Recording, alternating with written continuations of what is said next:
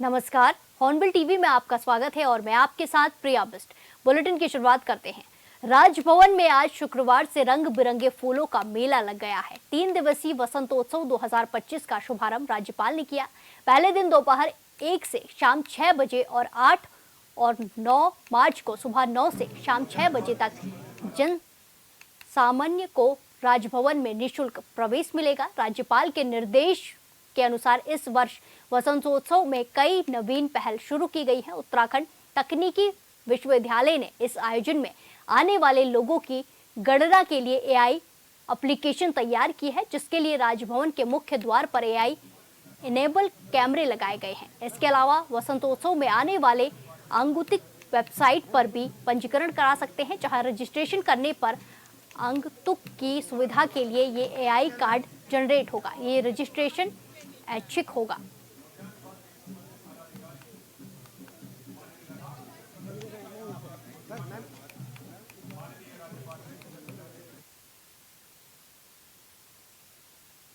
इस खबर पर ज्यादा जानकारी के साथ सीधे जुड़ेंगे हमारे संवाददाता योगेश आर्य से। योगेश, जिस तरीके की खबर सामने आई है, पुष्प मेले का आयोजन किया गया है, वसंतोत्सव 2025 का आगाज किया गया है, क्या कुछ इसमें जानकारी सामने आ रही है? देखिए, बिल्कुल प्रिया, जिस तरह देखा जाए कि उत्तराखंड के वसंतोत्सव 2025 का आगाज हो गया है। इसकी शुरुआत उत्तराखंड के राज्यपाल ने की है और ऐसे में अगले 3 दिनों के लिए कोई भी आम मानस की अगर हम बात करें तो उत्तराखंड के राजभवन में लगी सुंदर पुष्प प्रदर्शनी का दीदार कर सकता है। यहाँ वह जो नए नए तरीके से जो फूल है, नई वसंत उत्सव में जो फूल देखने को मिलते हैं, नई नई वैरायटी है, उनका जो है करीबी से उनको देख सकते हैं। कैसे वो जो पुष्प वहाँ उसकी पौध को लगाया जा सकता है, उसके लिए भी जानकारी हासिल कर सकते हैं। साथ ही वहां पर आने वाले जो भी लोग हैं, उनको एआई के तहत जो है देखा जा रहा है। एआई का इस्तेमाल इस बार टेक्नोलॉजी का वहां पर किया गया है, तो निश्चित तौर पर इस बार अगर देखा जाए तो बेहतरीन व्यवस्था जो है वो वहां पर दिख रही है। और फ्लोरिकल्चर से जुड़े किसान अपने उत्पादन को लेकर देहरादून के राज्यभवन पहुंचे हुए हैं। वहां पर जो है तमाम वैरायटी के जो पुष्प है वो लगे हुए हैं। उनकी जहां तक जो खुशबू है उसको तो जो है लोग महसूस करेंगे ही करेंगे। साथ ही साथ वहां जो फूल लगे हैं उनको कैसे अपने अगर घर लगाना चाहते हैं तो उसके लिए किसानों से भी वो वहां पर जानकारी हासिल कर सकते हैं। वहां पर किसान मौजूद मिलेंगे। निश्चित तौर पर ये बहुत बेहतरीन पहले और 3 दिन के लिए वहां पर लोग जाएंगे, प्रदर्शनी का आनंद लेंगे और बहुत अच्छा कार्य जो है वसंतोत्सव को लेकर वहां पर तैयारी की गई है। जी, जैसे में योगेश, आज पहला दिन था और इसका उद्घाटन किया गया है, तो क्या संख्या, लोगों की संख्या क्या है? जो वसंतोत्सव है उसमें कितने लोग मौजूद हैं, कैसा देखने को मिल रहा है? देखिए वसंत उत्सव की अगर बात करें तो बिल्कुल वहां पर जो है निश्चित तौर पर काफी उत्साह देखने को मिल रहा है। अगर मैं बात करूं लोगों की तो काफी लोग वहां पर पहुंच रहे हैं। हालांकि इस तरह से अभी 7 तारीख से आज की शुरुआत हुई है, अभी 9 तारीख तक ये चलेगा। 9 तारीख में चूंकि रविवार है तो रविवार के दिन लोगों की छुट्टी होती है, तो उस दिन काफी संख्या देखने को मिलेगी। हालांकि धीरे धीरे आज संख्या में इजाफा हुआ, लेकिन इतनी संख्या नहीं है। लेकिन जिस तरह देखा जाए कि 9 तारीख में अधिकांश संख्या बढ़ने का इजाफा इसलिए माना जा रहा है क्योंकि उस दिन रविवार है, तो रविवार में छुट्टी के दिन काफी जो लोग हैं वहां पर उस तरह का रुख करेंगे। निश्चित तौर पर संख्या बढ़ेगी क्योंकि लोग जो है इतने अच्छी पुष्प प्रदर्शनी को देखने के लिए वहाँ हर वर्ष जाते हैं। और इस बार भी जो है एक बार 3 दिन का ये कार्यक्रम रखा गया। 3 दिन में जो है लोग अपने नजदीकों से उन जो है पुष्पों को देख पाएंगे जो अच्छी अच्छी वैरायटी जो है किसान तैयार करते हैं। निश्चित तौर पर एक अच्छी प्रदर्शनी है और उनको देखना चाहिए क्योंकि जो है किसान बहुत मेहनत करते हैं किसान इसको तैयार करने में, तो निश्चित तौर पर उसको महसूस करना चाहिए। और जिस तरह की जानकारियां वहां देने के लिए किसान मिलेंगे उनसे अहम जानकारी हासिल कर औरों को भी इसके लिए आगे आना चाहिए। जी, धन्यवाद योगेश हमारे साथ जानकारी साझा करने के लिए। खबरों में आगे बढ़ते हैं। इस वक्त की बड़ी खबर हरिद्वार से सामने आ रही है, जहां हरिद्वार पहुंचे फिल्म अभिनेता अनिल कपूर। अनुपम खेर कनखल स्थित हरिहर आश्रम में की पूजा अर्चना। आचार्य महामंडलेश्वर स्वामी अवधेशानंद गिरी से आशीर्वाद लिया है और शिव पूजा कराई गई है। ये बड़ी खबर आपको बताई जा रही है, जहां अभिनेता अनिल कपूर और अनुपम खेर हरिद्वार पहुंचे। कनखल स्थित हरिहर आश्रम में पूजा अर्चना की है। आचार्य महामंडलेश्वर स्वामी अवधेशानंद गिरी से पूजा अर्चना कराई गई और शिव पूजा कराई गई है। ये तस्वीरें सामने आ रही है, जहां फिल्म अभिनेता अनिल कपूर और अनुपम खेर हरिद्वार पहुंचे हैं, जहां कनखल स्थित हरिहर आश्रम में उन्हें पूजा अर्चना कराई है। आपको बहुत बहुत आज एक मील पत्थर का बर्थडे है, तो मुझे लगा कि मैं इस आश्रम में आकर अपना पूजा करवाऊंगा ताकि और मेरे जो जितने भी दोस्त हैं, जितने भी मेरे करीबी लोग हैं, उन सबको साथ लेकर एक सनातन तरीके से अपने बर्थडे को सेलिब्रेट करूंगा। तो यहाँ मैं आया हूँ, मैं गुरु जी का और आश्रम में जितने भी साधु लोग हैं उनका शुक्रिया, उनको धन्यवाद देना चाहूँगा। इतने खूबसूरत तरीके से, इतने धार्मिक तरीके से मेरा बर्थडे मनाया गया है, मेरा शुभ दिन मनाया गया है। इससे बड़ा आशीर्वाद हरिद्वार नगरी में आकर, गंगा के किनारे हम रह रहे हैं और यहाँ पर आशीर्वाद जो मिला है, इससे बड़ा आशीर्वाद मेरा और क्या मिल सकता है मुझे। ये तस्वीरें आपको हरिद्वार से दिखाई जा रही हैं, जहां अभिनेता अनिल कपूर और अनुपम खेर हरिद्वार पहुंचे हैं और हरिहर मंदिर में उन्हें पूजा अर्चना की। कनखल स्थित हरिहर आश्रम में पूजा अर्चना की गई है। तस्वीरें सामने आई हैं जहां फिल्म इंडस्ट्री के बड़े चेहरे अनुपम खेर और अनिल कपूर मंदिर पहुंचे हैं, हरिद्वार पहुंचे हैं और हरिद्वार में पूजा अर्चना कराई गई है। इसी के साथ महामंडलेश्वर से शिव की पूजा कराई गई, पूजा अर्चना की गई। तस्वीरें सामने आई हैं जहां अभिनेता अनिल कपूर और अनुपम खेर हरिद्वार पहुंचे और हरिद्वार के कनखल स्थित हरिहर आश्रम में पूजा अर्चना कराई गई, शिव पूजा कराई गई। ये तस्वीरें आप देख सकते हैं किस तरीके से पूजा अर्चना की जा रही है। स्वामी अवधेशानंद गिरी ने शिव पूजा कराई। इसी के साथ दोनों अभिनेताओं ने स्वामी का आशीर्वाद लिया। ये तस्वीरें आपको दिखाई जा रही हैं जहां दोनों अभिनेता, फिल्म अभिनेता अनिल कपूर और अनुपम खेर हरिद्वार पहुंचे और हरिद्वार के कनखल स्थित हरिहर आश्रम में पूजा अर्चना की गई है। स्वामी अवधेशानंद गिरी से पूजा अर्चना कराई गई है। तस्वीरें सामने आई हैं जहां हरिद्वार में फिल्म अभिनेता अनिल कपूर और अनुपम खेर पहुंचे हैं। कनखल स्थित हरिहर मंदिर में पूजा अर्चना कराई गई, पूरे विधि विधान के साथ पूजा अर्चना की गई है। इसी के साथ महामंडलेश्वर अवधेशानंद गिरी से पूजा अर्चना कराई गई, भगवान शिव की पूजा अर्चना की गई है। तस्वीरें सामने आई हैं जहां दोनों अभिनेता पूजा अर्चना करते दिखाई दे रहे हैं। अभिनेता अनिल कपूर और अनुपम खेर हरिद्वार पहुंचे और हरिद्वार के कनखल स्थित हरिहर मंदिर में पूजा अर्चना की गई, शिव पूजा की गई। ये तस्वीरें सामने आई हैं जहां कनखल स्थित हरिहर मंदिर में, हरिहर आश्रम में पूजा अर्चना की गई है। स्वामी अवधेशानंद गिरी से शिव पूजा कराई गई है। ये तस्वीरें सामने आई हैं जहां अभिनेता अनुपम खेर पूजा अर्चना करते दिखाई दे रहे हैं। पूरे विधि विधान के साथ पूजा अर्चना की गई है। कनखल स्थित हरिहर आश्रम में पूजा अर्चना की गई है। ये खबर आपको हरिद्वार से बता रहे हैं जहां हरिद्वार पहुंचे हैं अभिनेता अनिल कपूर और अनुपम खेर। दोनों ने कनखल स्थित हरिहर आश्रम में पूजा अर्चना की। इसी के साथ महामंडलेश्वर अवधेशानंद गिरी से शिव पूजा कराई गई है।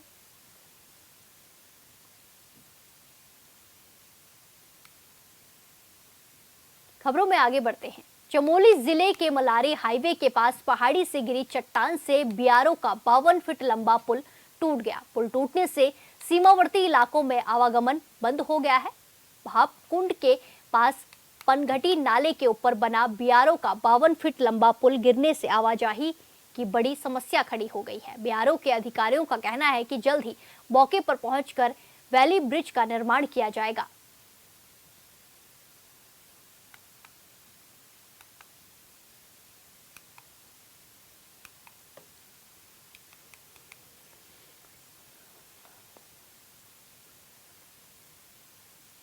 ये तस्वीरें आपको दिखाई जा रही हैं जहां चमोली में 52 फीट लंबा पुल टूट गया है, आवाजाही बंद हो गई है, जिसके चलते ये तस्वीरें आप देख सकते हैं जहां पुल धराशाही हो गया है। मलारी हाईवे के पास पहाड़ी से गिरी चट्टान जिसकी वजह से पुल भी नीचे गिर गया है।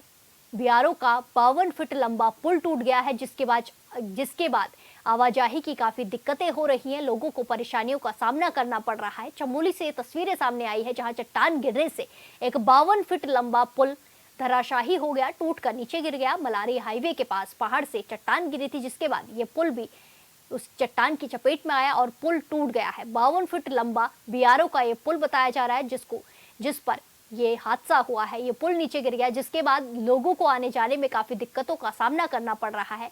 ऐसे में कई सारी दिक्कतों का सामना लोगों को करना पड़ रहा है, आवाजाही में दिक्कतें हो रही हैं। चमोली से तस्वीरें सामने आई हैं जहां मलारी हाईवे के पास बड़ा हादसा हुआ। पहाड़ी से एक चट्टान गिरी, चट्टान के गिरने से बियारों का 52 फीट लंबा पुल टूटकर नीचे गिर गया। मुखबा दौरे के दौरान प्रधानमंत्री मोदी ने घाम तापो पर्यटन को लेकर युवाओं का आह्वान किया, जिसको लेकर कांग्रेस ने निशाना साधा है। कांग्रेस प्रदेश अध्यक्ष करण माहरा ने कहा कि पर्यटन को बढ़ावे को लेकर भले ही कई सुझाव पीएम ने दिए हो, रोपवे की बात कही हो, लेकिन जो घाम तापों की बात कही है वो तो पहले से ही प्रदेश का युवा ताप रहा है। युवाओं के पास रोजगार के साधन नहीं है। उन्होंने कहा कि रोपवे के तैयार होने के बाद जो समय पहले 9 घंटे लगता था वो समय बेहद कम हो जाएगा, लेकिन वहां महिलाओं को काफी दूर शौचालय के लिए जाना पड़ता है। रेन बसेरे अच्छे नहीं है, ये भी चिंता का विषय है जिस पर सरकार को सोचना चाहिए था।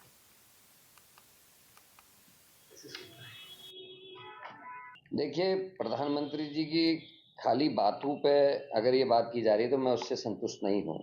उन्होंने टूरिज्म बढ़ाने की बात कही, उन्होंने रोपवे की बात कही और घाम तापने की बात कही। अरे हमारे गाँव का घरों का आदमी तो घाम ही ताप रहा, काम धंधा कुछ है नहीं, रोजगार है नहीं, घाम ही ताप रहे, पढ़ लिख के और तो कुछ कर नहीं रहे। ऊपर से उन्होंने कहा कि साहब हमने रोपवे लगा रहे हैं और ये जो 9 घंटे की यात्रा केदारनाथ की वो 3 घंटे में हो जाएगी। उसमें मुझे एक ही बात कहनी है, आज सुविधाएं नहीं है। जब 9 घंटे में लोग पहुंच रहे तो वो भी वहाँ जो लाइन में लगने वाली महिलाएं हैं उनके लिए शौचालय नहीं है प्रॉपर, ये आधा किलोमीटर उनको जाना पड़ रहा है। वहाँ रैन बसेरे ढंग के नहीं है, वहाँ लोगों को कई लोगों को रात को बाहर रहना पड़ता है कड़ी ठंड में, तो सुविधाएं नहीं है और लोग ज़्यादा पहुँचेंगे तो उसका लाभ क्या होने वाला है, ये भी चिंता का विषय है। पीएम मोदी के दौरे के बाद से लगातार भारतीय जनता पार्टी उनकी ओर से पर्यटक को बढ़ावा देने के लिए दिए गए सुझाव की तारीफ कर रही है। बीजेपी प्रदेश प्रवक्ता हनी पाठक का कहना है कि पीएम मोदी जब उत्तराखंड के दौरे पर आए, उत्तराखंड को सौगात देकर गए। उन्होंने पहले ही कहा था कि आने वाला दशक उत्तराखंड का दशक होगा, जो डबल इंजन की सरकार से लगातार उत्तराखंड के विकास की धारा मिल रही है। इसमें पीएम और सीएम दोनों का पूरा योगदान है। पीएम ने वेडिंग डेस्टिनेशन की एक अपील की थी, जिसे काफी ज्यादा रोजगार उत्तराखंड के लोगों को मिल रहा है।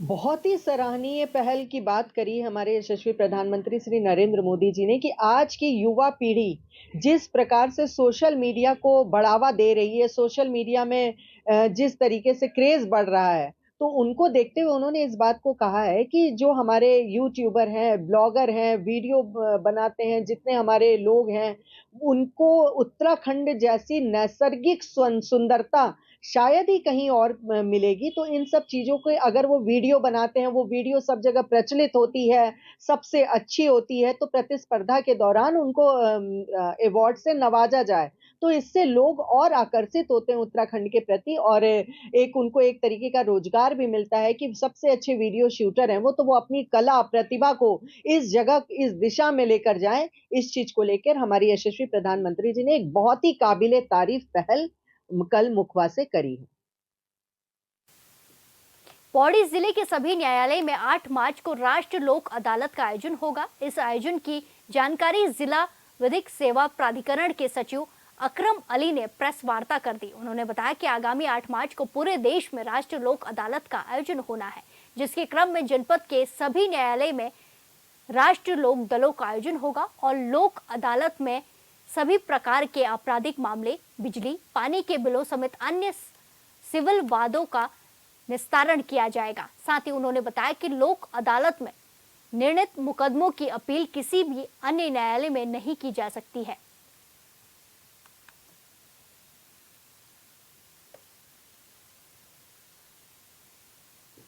राष्ट्रीय लोक अदालत का आयोजन समस्त भारतवर्ष में किया जाता है।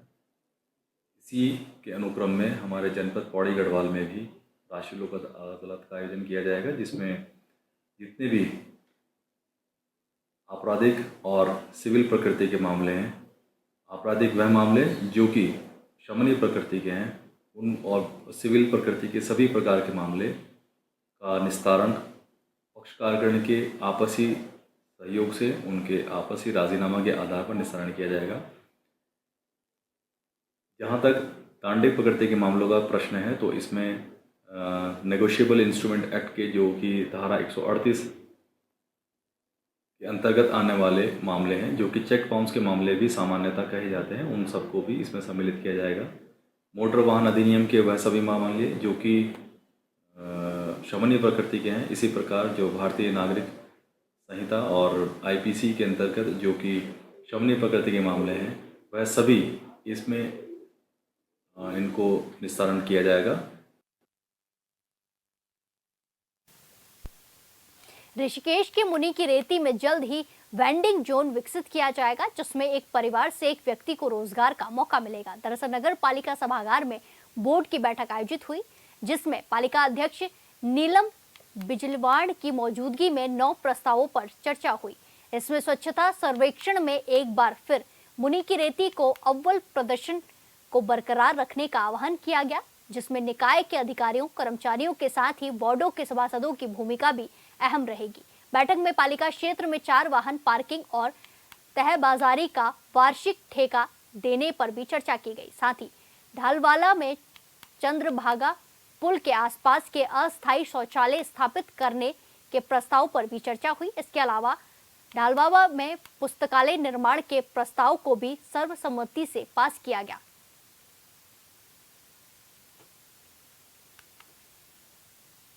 पहली बोर्ड बैठक है, उसके लिए मैं अपने सभी 11 सभासदों को भी बधाई के पात्र हैं। हमारा पूरा स्टाफ, यू अंकिता जी, बिस जी, सभी आज बधाई के पात्र हैं कि हमारी जो बोर्ड बैठक हुई है बहुत ही अच्छे ढंग से हुई है और सभी सभासदों ने भी अपने मांग पत्र दिए हैं और उनको भी हमने आश्वस्त किया है कि जैसे जैसे कंडीशंस होंगी उनकी सभी मांगें पूरी की जाएंगी और जितने भी हमने अपने कुछ एजेंडे रखे थे वो सभी बोर्ड में पास हुए हैं।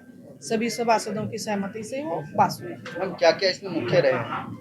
मुख्य इसमें आज एक हमें अच्छी गुड न्यूज़ भी मिली है कि हमने आज एक जो 2014 से हम एक जो पुस्तकालय था वो क्रेजी फाउंडेशन के पास था, वो आज हम मतलब उन्होंने खुशी आज हमको हस्तगत किया है और उस पर भी हमने जब उनको अपने एजेंडे के बारे में बताया कि उसमें हम हाईटेक लाइब्रेरी बनाना चाहते हैं, उसका भी हमने रखा कि एक हाईटेक लाइब्रेरी। रानीखेत में खेल स्टेडियम बनाने के लिए कवायद तेज हो गई है, जहां मुख्यमंत्री की घोषणा के बाद विधायक डॉक्टर प्रमोद नैनवाल ने अधिकारियों और खेल विभाग के साथ बैठक की। वहीं एनसीसी मैदान को स्टेडियम बनाने को लेकर चर्चा की गई। बैठक के बाद विधायक डॉक्टर प्रमोद नैनवाल, संयुक्त मजिस्ट्रेट कैंट, सीईओ और जिला क्रीड़ा अधिकारी ने संयुक्त निरीक्षण किया। आपको बता दें कि दशकों से रानीखेत नगर में खेल स्टेडियम बनाने की मांग चल रही है। साथ ही स्टेडियम बनने से खेल प्रतिभाओं को बढ़ावा मिलेगा।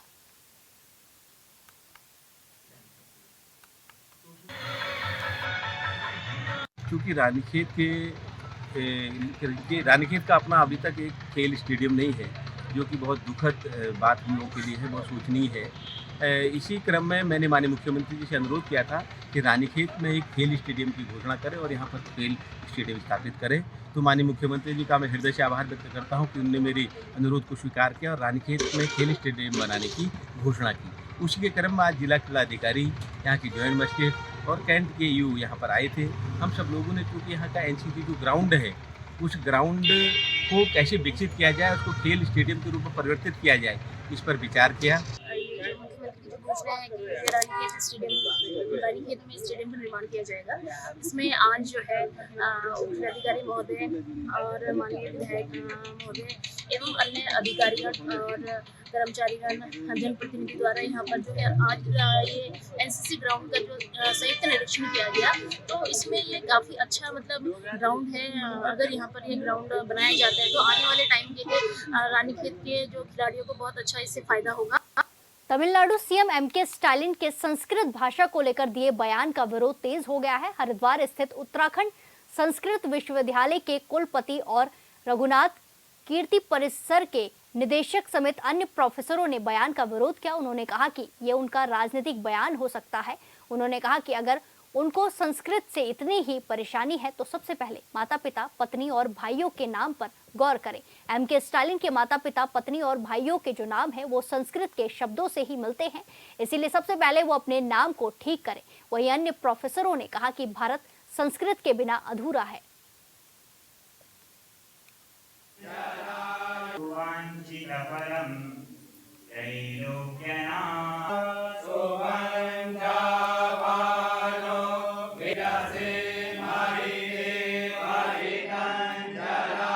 देखिए, हमारी संस्कृत भाषा देववाणी के रूप में मानी जाती है और प्राचीनतम भाषा मानी गई है। जो इसमें हमारे आचार व्यवहार और प्रतिदिन की दिनचर्या के लिए जितनी पॉजिटिविटी के साथ इसमें बताया गया, वो हमको लगता है दूसरी किसी भाषा में नहीं है। बाद की भाषाओं में उसी से अनुसरण करके लिया गया है। हम कहते हैं ना कि वृत्तम यत्नेन संरक्षित वित्तमायाति याति च, अक्षीणो वित्ततः क्षीणो वृत्ततस्तु हतो हतः है।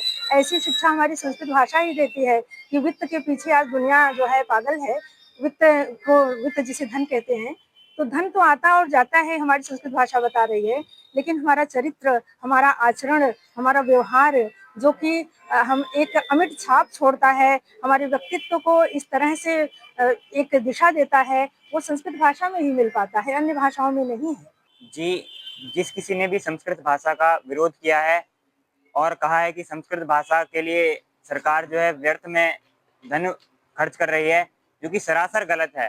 भारतीय संस्कृति के भारतस्य प्रतिष्ठे द्वे संस्कृतम संस्कृतिस्तथा, तो भारत की दो प्रतिष्ठित चीजें हैं, संस्कृत और संस्कृति।